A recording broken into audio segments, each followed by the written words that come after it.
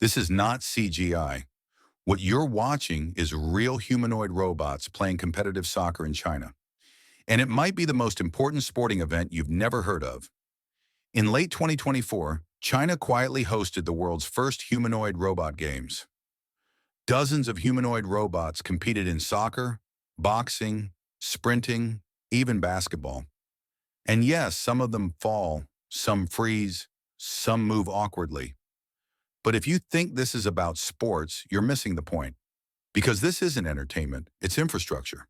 What China is actually building here is a pipeline to dominate the most important technology of the 21st century. So why sports? Why spend millions teaching robots to kick a ball instead of stacking boxes in a warehouse? The answer goes back to RoboCup, a robotics challenge launched in 1997 with an audacious goal.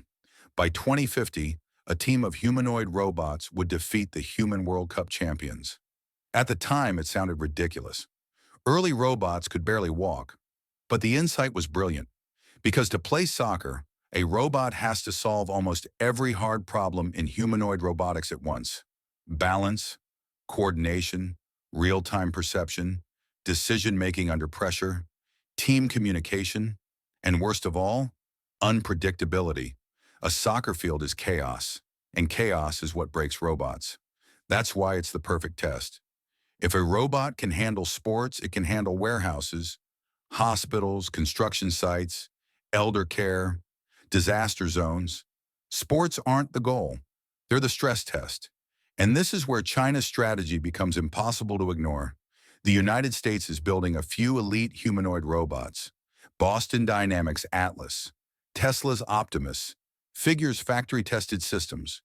They're impressive, they're expensive, and they're developed mostly behind closed doors. China is doing the opposite. China has more than 150 companies working on humanoid robots, more than the rest of the world combined. Instead of secrecy, they run public competitions. Instead of one perfect robot, they build hundreds of imperfect ones. Instead of slow iteration, they iterate in the open. Failures are visible, data is shared, progress compounds. It's the exact same strategy China used to dominate drones, electric vehicles, and solar panels. And it works. Because this isn't about soccer. The humanoid robot market is projected to exceed $150 billion by 2030. And that's just the beginning. If someone cracks affordable, general-purpose humanoid robots, we're talking about a multi-trillion-dollar industry. Manufacturing already has labor shortages. Elder care has labor shortages. Dangerous jobs have labor shortages. Whoever solves this doesn't just sell robots. They reshape global labor itself. And China is treating this like a national priority. Government funding, university pipelines, industry coordination.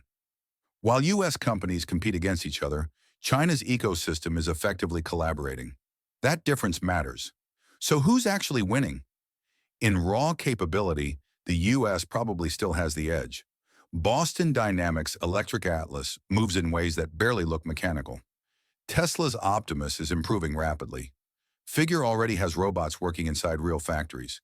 But capability isn't the whole game. China is winning on scale, speed, and iteration. They're willing to deploy early, fail publicly, and improve relentlessly. That's how long games are won. Most experts agree that widespread humanoid robots arrive between 2030 and 2035. But the warning signs will appear much sooner. Watch the competitions, watch factory pilots, watch prices. The first company to push below $50,000 per robot changes everything. Because once robots become cheaper than long-term human labor, the economics flip. Robot sports might look silly today, but so did the first cars. So did the first airplanes. This isn't about games. It's about who controls physical AI. And that race is already underway.